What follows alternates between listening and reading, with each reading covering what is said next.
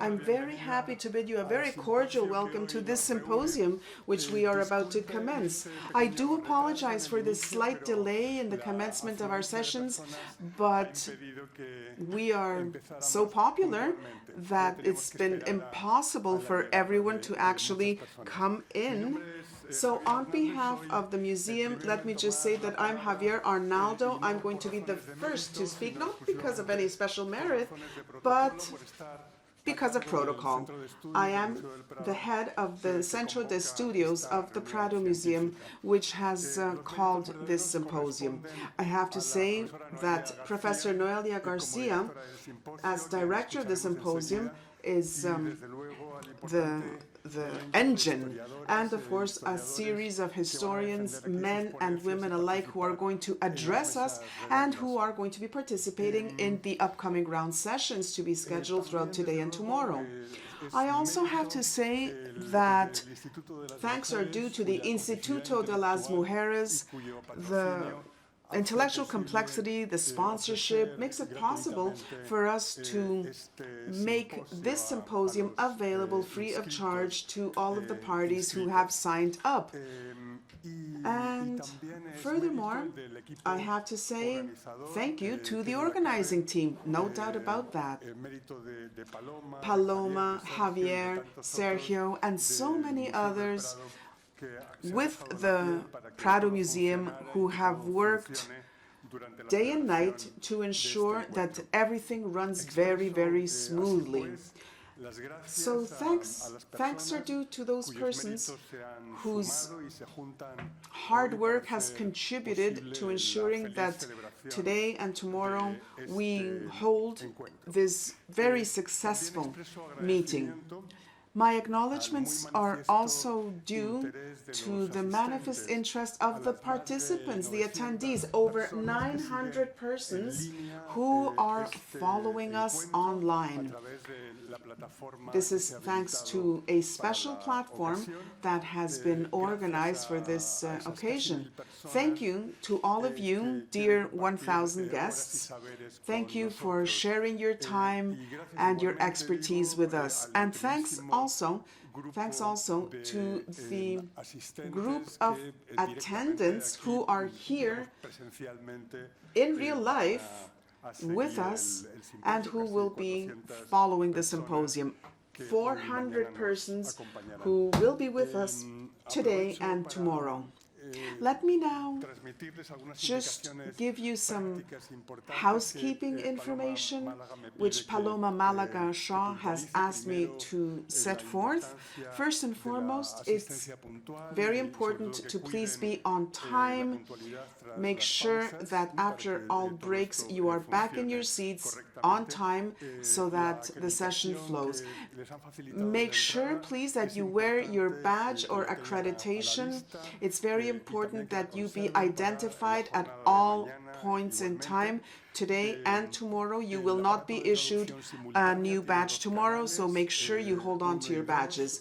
Your interpretation device is set. Spanish is on channel 1, English channel 2. Please make sure you hold on to your headset. This is good for today, and this will also be good for tomorrow. We don't have that many headsets. We will not be able to refresh them tomorrow, so please make sure you hold on to it. Then also remember, there's time for a visit with your badge, with your accreditation. You can visit the itinerary. You can do that at lunchtime today or whenever you will. And in the folder that's been available to you, you have a little bit of a blueprint so that you can actually see where the different works are located. There will be question and answer sessions. During the question and answer sessions, please make sure that you wait for the microphone. The microphone is very important. You must speak into the microphone so that the interpreting team can hear you and so that your online co-participants can also hear your thoughts, your ideas, or your questions. There are diplomas. There will be diplomas handed out. Our in real life participants will pick them up tomorrow afternoon at the end of the session, if and when, of course, they can accredit that they have been present for over 80% of the time. Online certificates will be sent via email, and this will happen a little bit down the line. Again, you will have to accredit that you have been connected for at least 80% of the time. And something else, which is perhaps good for environmental issues, please do return the plastic places at the end of the symposium so that we can recycle them. Other administrative issues, other housekeeping issues, we will be able to provide solutions to as events take place, but please do let us know what your questions are, what your comments are, please via email. And we will be very happy to respond to your questions and clarify answers. This will happen over time. You can imagine that this will not be possible on the spot. This will take a little bit of time. So then, what we are doing here today and tomorrow is part of a broader program which is truly, truly ambitious. We're looking for a change. This is a change that has affected and will continue to affect the way we understand the collections contained within the Museo Nacional del Prado. We're, of course, abiding by the historical analyses that have to do with gender-related studies. So 1 year back, we celebrated in this auditorium an initial symposium. If you remember, we talked about key women and the creation of the Prado's collection, one, if you will, and the timeline which was contemplated back then went from the lives of Isabella I of Castile all the way to Isabella Clara Eugenia in an arc that takes place between 1451 and 1633. So in 2003, we advanced towards a successive period, going from Isabella of Bourbon and Anna of Neuburg, as you know, as you remember, and this goes all the way to 1740. And we have forecast next year a third edition of the symposium, which will analyze a further 150 years. Now, the contributions are not limited, of course, to the conjoining of research and investigation within the activities of a given symposium. No, there's a furtherance by publication. So you have the first guide, which was published, and there are other publications which are documentary-based, such as the one which is available on our Museo del Prado's website, which you can visit, and which will be furthered by means of other documentaries of a videographic nature. Now, furthermore, and this, of course, is of a special import for our visitors, these contributions will be further bolstered by guided visits and proposed itineraries visiting the collection.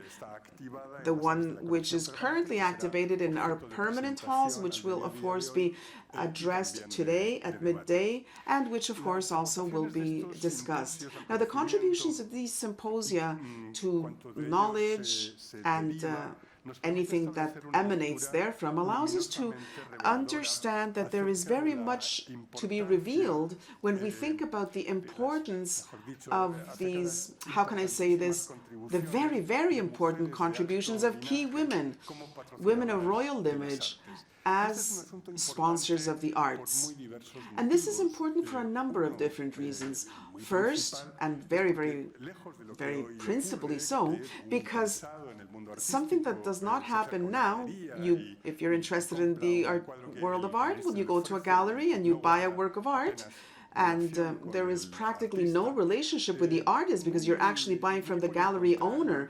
But au contraire, until the 19th century, the the sponsors of art, the patrons of art, had very much of an imprint on the way that their commissions were actually to be achieved. Artists did not work alone. Artists worked together with, hand in hand with their patrons, and we can actually talk about the effect. It was by commission, it was by acquisition, and it was, if you will, a kind of a writing of history in capital letters, their own proprietary language.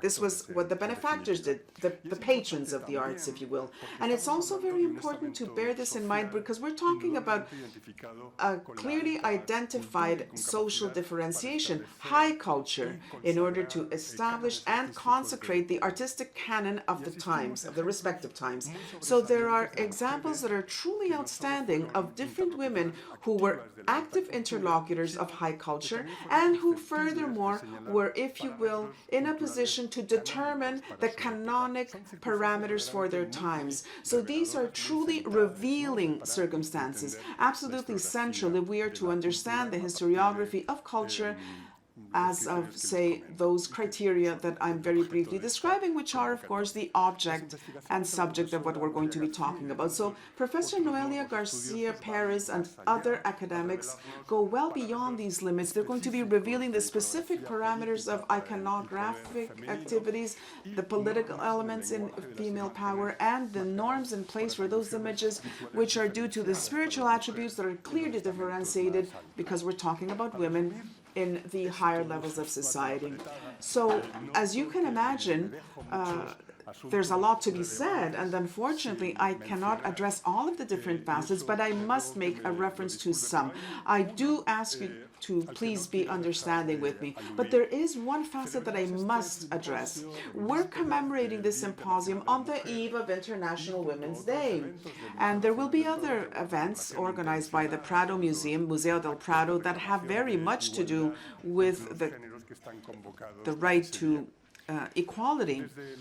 Now, as of the first movements of the suffragettes, it's been over 150 years now, a century and a half.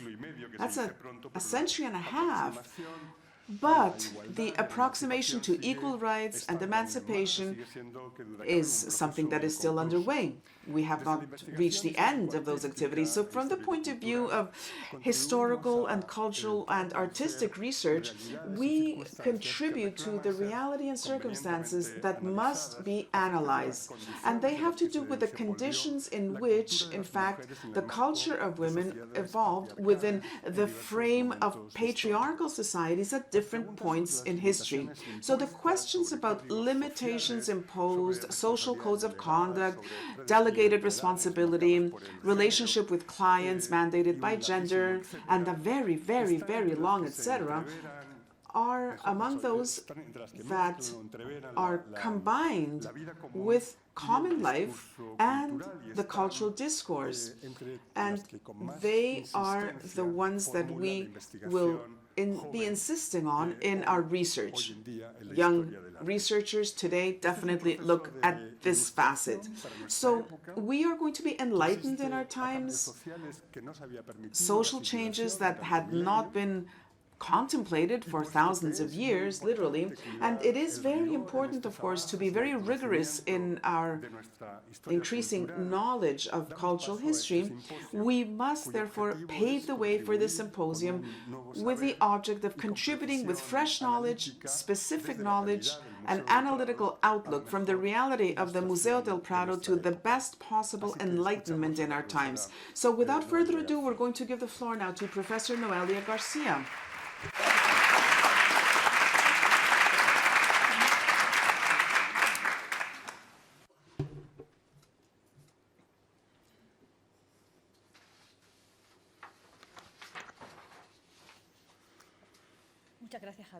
Thank you very much, Javier. Good morning to all of you. Have you ever thought about what the Prado Museum would be like without the works acquired by women? Allow me to begin this brief presentation by sharing with you the video edited by the museum where it answers this question in a very... What would be the Prado Museum be like without works acquired by women? Without Mary of Hungary, we would not have the descent from the cross of Van der Weyden. Without Christina of Sweden, we would not have the panels of Adam, and Eve by Durer. Without this Elizabeth and Eugenia, the series of the 5 senses by Rubens and the elder. Without Elizabeth of Farnesio, the good shepherd of Murillo, without Miss Maria de Aragon, we would not have the main board of the College of the Incarnation of Greco.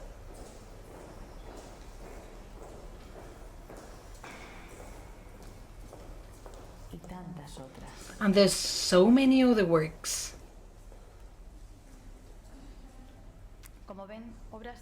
As you can see, works as representative of the museum's collections as The Descent from the Cross by Roger van der Weyden, Charles XV Mulder by Titian, the altarpiece of Doña María de Aragon by the Greco, and Adam and Eve by Durer, and many others, as the video said, would not be part of its collections without the works of their patrons of arts.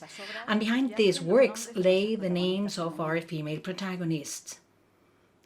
Names like those of Mary of Hungary, Elizabeth Clara Eugenia, Christine of Sweden, Mariana of Austria, Mariana of Neuburg, Isabella of Bourbon, all of them protagonists of the image that you can see on the screen. As pointed out by the museum's director, Miguel Faromir, the Prado is probably the European museum in which women have been most decisive in its configuration, either as collectors or promoters, or by contributing decisively to its foundation and preservation. In fact, the director insisted, if we were to remove from the museum's galleries the works commissioned or acquired by women, the quality of the collection would decrease alarmingly. Certainly, they are so many and so outstanding, and their contribution is so great that it is impossible to address them jointly in a single scientific meeting or in an exhibition itinerary. For this reason, we began last year with the first edition of the Symposium, as Javier Arnaldo just told you, studying those women whose actions framed between 1451 and 1633 coincided with the years between the birth of Isabella the Catholic and the death of Isabella Clara Eugenia. In the second edition that we're holding today, the one that brings us here today, we will move forward in the chronology to focus our gaze on our new female protagonists, this time on those women whose lives are framed between the birth of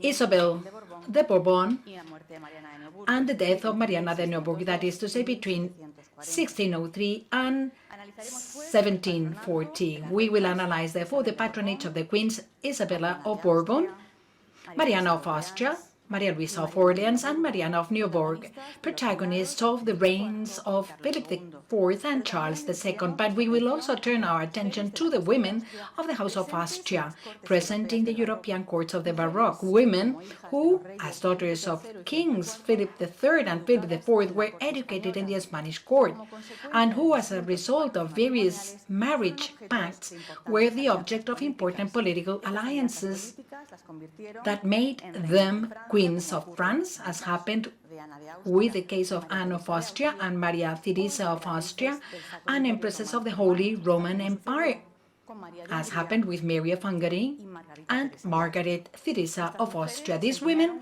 played an important role as artistic and cultural mediators, creating women's networks with important repercussions in the exchange of works and the promotion of artists.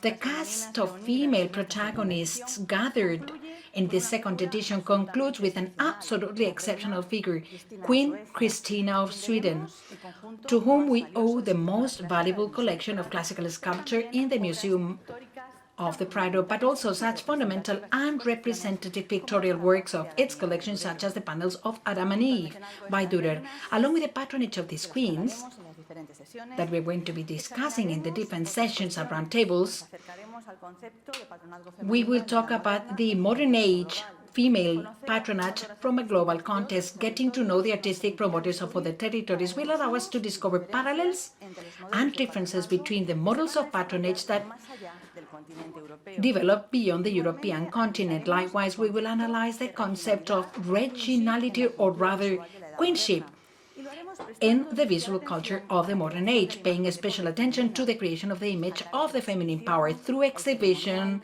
ceremonial, portrait, and of course, artistic patronage. These scientific meetings should be a forum to reflect, debate, and question positions and theories traditionally accepted by artistic historiography. In the field of artistic promotion, one of the most fascinating and controversial topics is the reasons behind the exercise of female patronage. This is an aspect that we will approach from a different and highly attractive perspective, a perspective that directs our gaze beyond the dynastic and devotional contexts traditionally linked to female patronage, a perspective that invites us to discover much more personal motives and interests, such as the artistic taste of these women or their iconographic preferences, which, far from being reduced to just portraits or religious paintings, extends to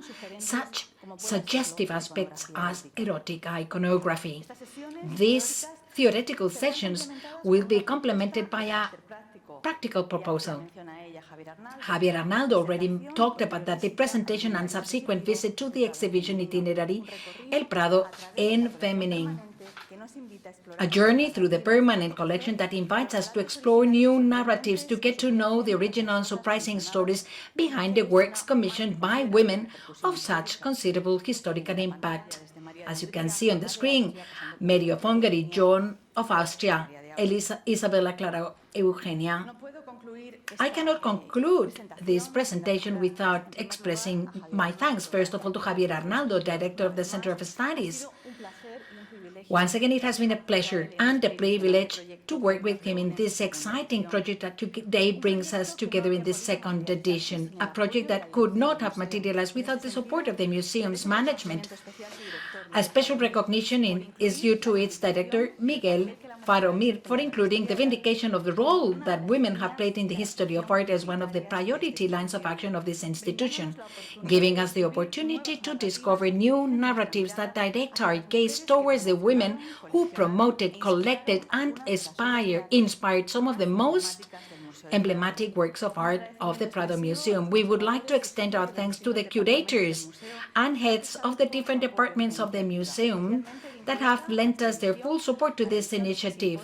Especially linked to the edition of the symposium has been the work done by the communication colleagues, thanks to Sonia Prior and Carolina Molinari, in charge of editing the documentary videos that accompany this project, Javier Pantoja, responsible for the museum's digital development, for making our female protagonists visible by creating all the content of the website that he will present in a few minutes, Javier Sainz and Bernardo Pajares, who, with their Instagram accounts, have contributed to disseminating the work of these artistic promoters and, of course, of this symposium.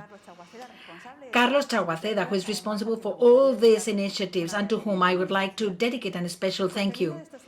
The content of this symposia, last year's and this one, will be presented in a monographic series dedicated to exploring the relationship between art and gender in the collections of the Prado Museum. This is an exceptional initiative. It will be the first time that a museum has dedicated a series of monographic studies to analyze this aspect of its collections.